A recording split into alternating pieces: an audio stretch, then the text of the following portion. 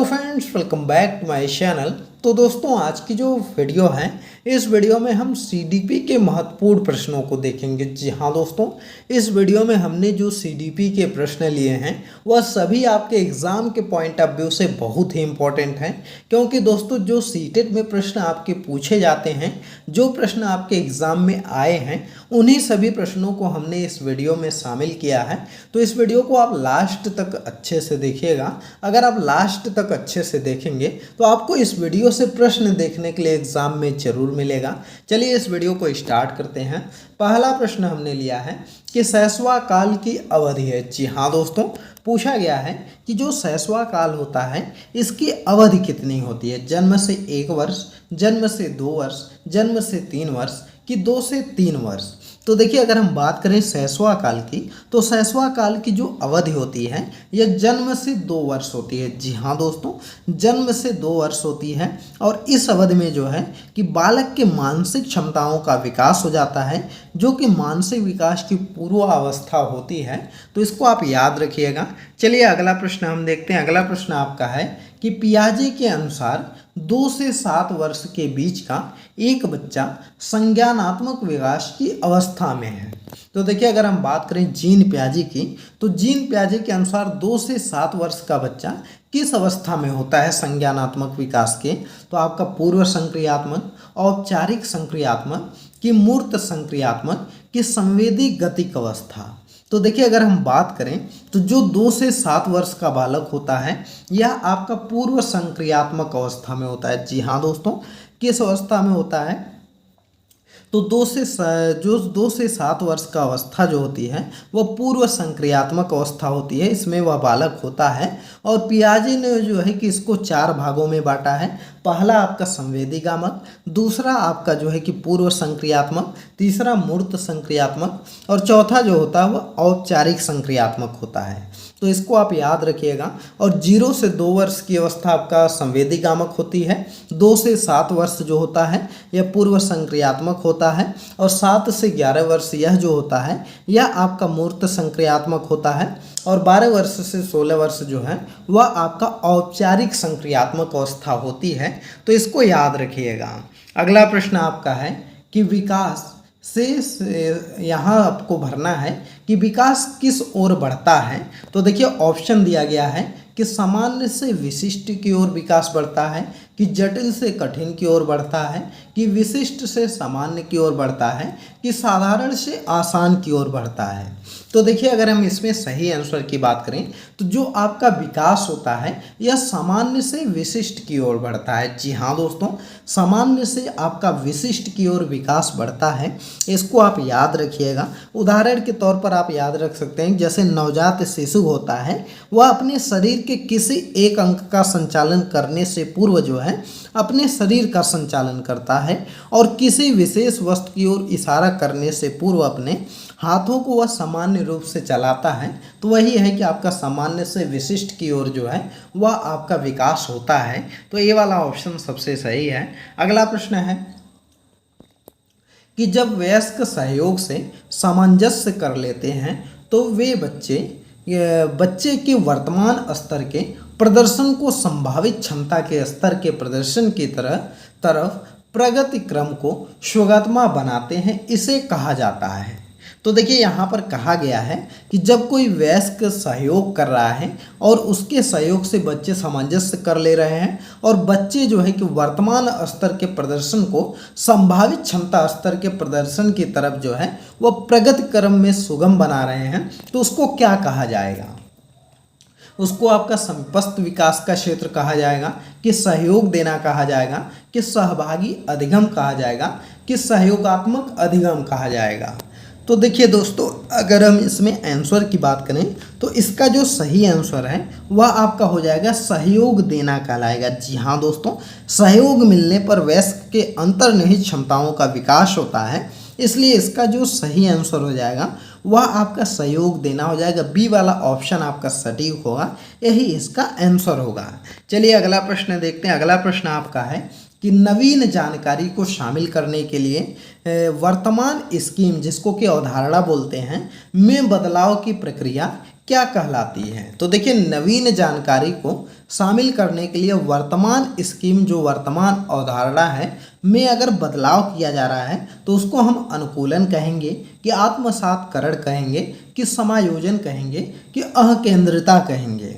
तो देखिए, अगर हम इसमें बात करें तो इसको जो है कि समायोजन कहा जाएगा। जी हाँ दोस्तों, नवीन जानकारी को शामिल करने के लिए वर्तमान जो आपकी अवधारणा है, जो आपका स्कीमा है, उसमें बदलाव की जो प्रक्रिया होती है उसको समायोजन कहा जाता है। अर्थात जो है कि जैसे जब हमारे मानस पटल पर जो है किसी वस्तु, व्यक्ति या स्थान को लेकर के कोई स्कीमा बन जाती है, तो उसमें बदलाव करने के लिए हमें अपने ज्ञान और अनुभव के आधार पर स्कीमा में समायोजन करना पड़ता है, और तब जाकर हमारी स्कीमा में परिवर्तन होता है, तो उसको जो है कि हम लोग समायोजन बोलते हैं। तो सी वाला आंसर आपका सही हो जाएगा। दोस्तों, यह वीडियो आपको कैसी लग रही कमेंट करके बताइएगा, और वीडियो आपको पसंद आ रही है तो वीडियो को लाइक करिए, ज़्यादा से ज़्यादा शेयर करिए, और चैनल पर नए हैं तो चैनल को जरूर सब्सक्राइब करिएगा। अगला प्रश्न है कि मध्य बाल्यावस्था में भाषा, यहाँ पर आपको भरना है के बजाय अधिक होता है, तो यहाँ पर भी आपको फिल करना है। तो देखिए, अगर हम बात करें मध्य बाल्यावस्था में, तो भाषा जो होती है वह आपका जो है कि अकेंद्रिता के बजाय सामाजिकृत अधिक है, कि सामाजिकृत के बजाय अकेंद्रित अधिक है, कि जीववादी के बजाय सामाजिकृत अधिक है, कि परिपक्व के बजाय अपरिपक्व अधिक है। तो देखिए, अगर हम बात करें मध्य बाल्यावस्था की, तो मध्य बाल्यावस्था में जो भाषा होती है वह सामाजिकृत के बजाय जो है वह अकेंद्रित होती है। जी हाँ दोस्तों, बी वाला सही होगा।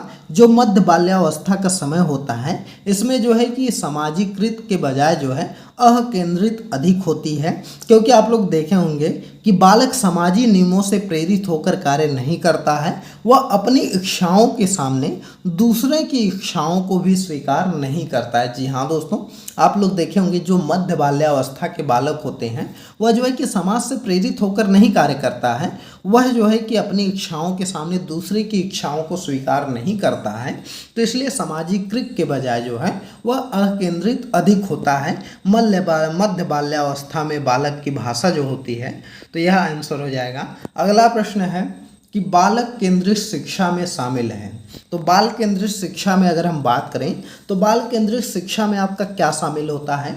बच्चे के लिए हस्तपरक गतिविधियां, कि बच्चे का एक कोने में बैठाना, प्रतिबंधित प्रवेश में अधिगम, कि वे गतिविधियां जिनमें खेल शामिल नहीं हैं। तो देखिए दोस्तों, अगर हम बात करें तो बाल केंद्रित शिक्षा आपकी ऐसी शिक्षा होती है जिसमें कि बालकों को क्रियाशील रखकर जो है वह शिक्षा प्रदान किया जाता है, और बालक की शिक्षा उद्देश्य परक होती है, और बालकों की योग्यता और रुचि के अनुसार जो है विषय वस्तु का चयन किया जाता है। रचनात्मक कार्य जैसे हस्तपरक गतिविधियां उनसे कराई जाती हैं। तो इसलिए बाल केंद्रित शिक्षा का जो शामिल है वह है बच्चों के लिए हस्तपरक गतिविधियां जो हैं उसमें शामिल किया जाता है। बाकी बालक को हमको एक कोने में नहीं बैठाना है, ना ही उसको प्रतिबंधित परिवेश में रखना है, और ना ही जो है कि हमको खेल, जो कि ऐसी गतिविधियां करानी है जिसमें खेल ही नहीं शामिल है, तो यह भी आपका नहीं कराना है। सबसे सही आंसर आपका हो जाएगा ए वाला, जिसमें कि बाल केंद्रित शिक्षा में ऐसे शामिल किया गया है। तो इसको याद रखिएगा।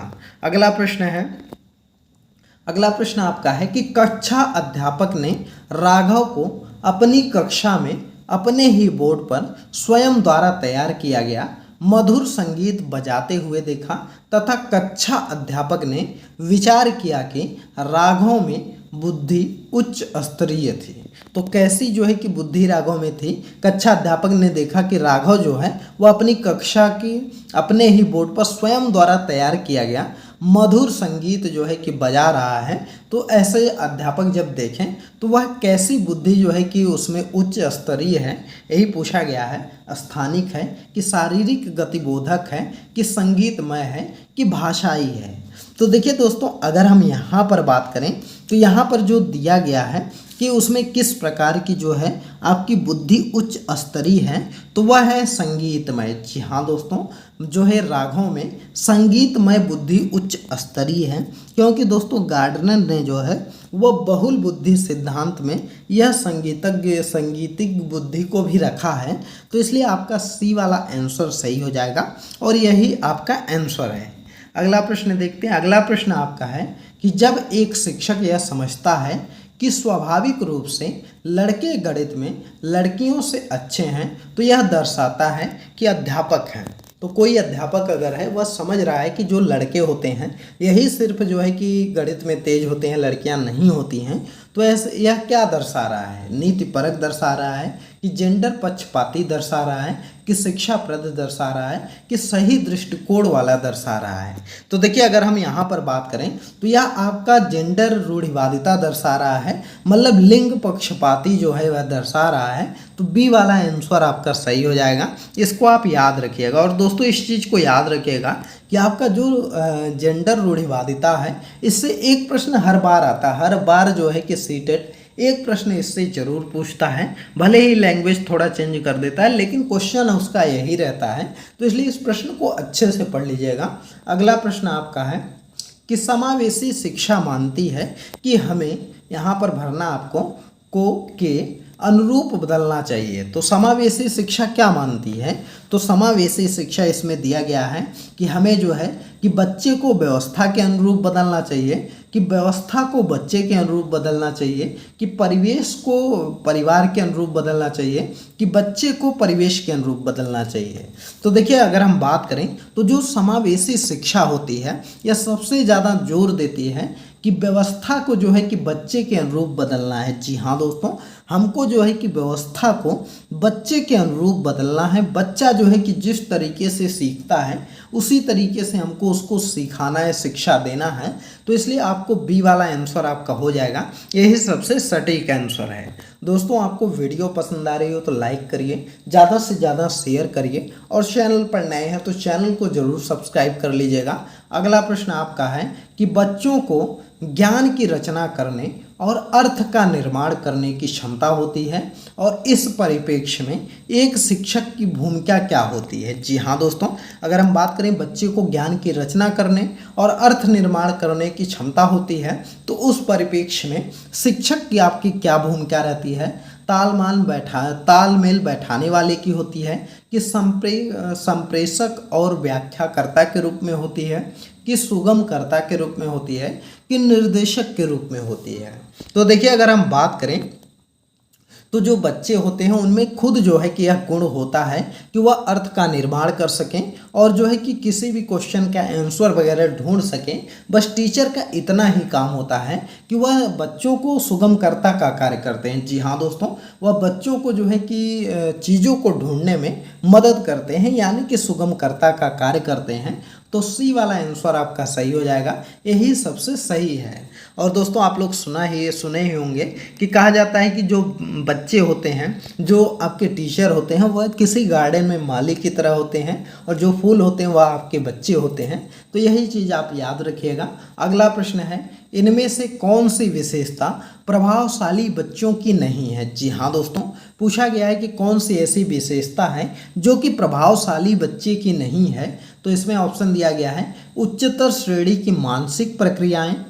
तो यह देखिए उच्चतर श्रेणी की अगर मानसिक प्रक्रियाएं हैं तो यह तो आपका प्रभावशाली बालक है ही, तो यह आपका हो ही जाएगा। अगला है इसमें जो है कि उच्च आत्म क्षमता, तो आत्म क्षमता उसमें है तो यह भी आपका आंसर हो जाएगा। अगला है निम्न औषधि मानसिक प्रक्रियाएं। जी हाँ दोस्तों, यह आपका नहीं हो जाएगा। प्रतिभाशाली बालक में यह नहीं आएगा। अगर किसी में जो है कि निम्न औषधि मानसिक प्रक्रियाएं हैं तो वह जो है कि आपका प्रतिभाशाली में नहीं आएगा। लेकिन दोस्तों अगर विशिष्ट पूछता तो यह विशिष्ट में आ जाता, क्योंकि विशिष्ट बालक में जो आपके कमजोर बालक होते हैं वह भी आते हैं और जो आपके प्रतिभाशाली होते हैं वह भी आते हैं।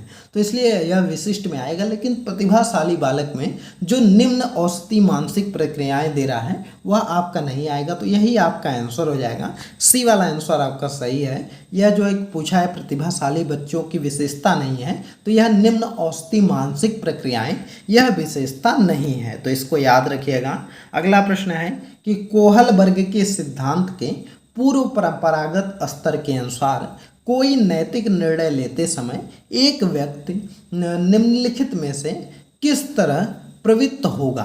तो पूछा गया है कि कोई बालक है वह जो है कि पूर्व परंपरागत स्तर के अनुसार कोई नैतिक निर्णय लेते समय एक व्यक्ति किस तरफ जो है कि प्रवृत्त होगा, अंतर्निहित संभावित दंड की तरफ, कि व्यक्तिगत आवश्यकताएं तथा इच्छाओं की तरफ, कि जो है कि व्यक्तिगत मूल्य की तरफ, कि पारिवारिक अपेक्षाएं की तरफ।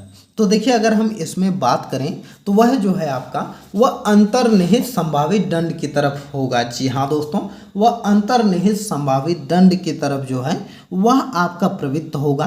क्योंकि दोस्तों आप लोग जानते होंगे कि कोहलबर्ग ने जो सिद्धांत दिया था पूर्व परंपरागत स्तर का जो है वह बालक के नैतिक विकास का 3 सोपानों के बारे में उन्होंने जो है कि कहा था। पहला था आपका आत्म केंद्रित निर्णय था, जिसमें कि जो है कि इसमें बालक अपनी इच्छा अनिच्छा अथवा पसंद नापसंद से हटकर किसी भी नियम की परवाह नहीं करता है। और दूसरा उसका था कि दंड और आज्ञा पालन का, और तीसरा था यांत्रिक सापेक्ष अभिमुखता का। तो उसके आधार पर सबसे सटीक आंसर ए वाला आपका होगा कि अंतर्निहित संभावित दंड पर जो है वह प्रवृत्त होगा। तो इसको आप याद रखिएगा। अगला प्रश्न आपका दिया गया है कि शिक्षार्थियों, जिसको कि अधिगमकर्ता भी बोलते हैं, कि व्यक्तिगत विभिन्नताओं के संदर्भ में शिक्षिका को चाहिए। तो देखिए अगर हम बात करें शिक्षार्थियों के व्यक्तिगत विभिन्नताओं के आधार पर शिक्षिका को क्या चाहिए, तो विविध प्रकार के अधिगम परिस्थितियों को उपलब्ध कराना, कि निगमनात्मक पद्धति के आधार पर समस्याओं का समाधान करना, कि कलन विधि का अधिकतर प्रयोग करना, कि बात करने के लिए शिक्षार्थियों को तथ्य उपलब्ध कराना। तो देखिए अगर कोई व्यक्तिगत विभिन्नताओं के संदर्भ में जो है वह शिक्षिका को चाहिए कि विभिन्न प्रकार के जो है वह अधिगम परिस्थितियों को उपलब्ध कराए। जी हाँ दोस्तों, अगर कोई शिक्षिका जो है वह विभिन्न प्रकार की अधिगम परिस्थितियों को उपलब्ध कराएगी तो इससे जो है कि काफ़ी अच्छे से जो है वह सभी लोग सीख सकेंगे, सभी बच्चे अधिगम कर सकेंगे। तो इसलिए ए वाला विकल्प आपका सबसे सटीक है और यही आपका आंसर हो जाएगा। अगला प्रश्न देखते हैं। अगला प्रश्न आपका है कि निम्नलिखित में से कौन सा बाल विकास का एक सिद्धांत नहीं है। तो देखिए अगर हम बात करें बाल विकास का कौन सा एक सिद्धांत नहीं है, तो पहला है सभी विकास का एक क्रम का पालन करते हैं, विकास के सभी क्षेत्र महत्वपूर्ण हैं, कि सभी विकास परिपक्वन तथा अनुभव की अंतर प्रक्रिया का परिणाम होते हैं, कि सभी विकास का तथा अधिगम एक समान गति से आगे बढ़ते हैं। तो देखिए इसका जो सही आंसर है वह है कि बाल विकास के सिद्धांत की अगर बात करें वह नहीं है, तो वह है कि सभी विकास तथा अधिगम एक समान गति से आगे बढ़ते हैं। तो यह आपका नहीं है, यही आपका गलत आंसर है। तो यही आपका सही आंसर हो जाएगा। यही इसमें पूछा गया है कि कौन सा जो है कि बाल विकास का एक सिद्धांत नहीं है। तो बाल विकास का यह सिद्धांत नहीं है कि सभी विकास जो है तथा अधिगम एक समान गति से आगे नहीं बढ़ते हैं। तो डी वाला विकल्प आपका सही हो जाएगा, यही पूछा गया है। बाकी जो है कि विकास का क्रम का पालन करते हैं, विकास जो है सभी क्षेत्र महत्वपूर्ण होते हैं और सभी विकास परिपक्वन तथा अनुभव की अंतःक्रिया का परिणाम होते हैं। तो यह भी सही है। तो इसलिए डी वाला विकल्प आपका सही हो जाएगा और यही आपका आंसर है। तो दोस्तों आज की इस वीडियो में यह 15 प्रश्न ही देखेंगे और यह सभी प्रश्न दोस्तों आप रिपीट करके अच्छे से ज़रूर देख लीजिएगा, क्योंकि यह सभी प्रश्न आपके एग्ज़ाम के पॉइंट ऑफ व्यू से बहुत ही इंपॉर्टेंट है। क्योंकि हमने जो है कि पेपर में से ढूंढ के जो प्रश्न आपके एग्ज़ाम में सीटेट में आए हैं उन्हीं सभी प्रश्नों को इस वीडियो में शामिल किया है। तो इसलिए आप इस वीडियो को अच्छे से देखिएगा और सीटेट की जितनी भी वीडियो हमने बनाई है दोस्तों सभी वीडियो को आप देख लीजिएगा। गारंटी है कि अगर आप सभी वीडियोस को देखते हैं तो गारंटी है कि आप सीडीपी में तो 100% अच्छा करेंगे, 30 क्वेश्चन में तो 25+ आपके सही ही होंगे, गारंटी मानिए। तो चलिए दोस्तों यह वीडियो आपको कैसी लगी कमेंट करके बताइएगा और वीडियो पसंद आई हो तो वीडियो को लाइक करिए, ज़्यादा से ज़्यादा शेयर करिए और चैनल पर नए हैं तो चैनल को सब्सक्राइब करिए।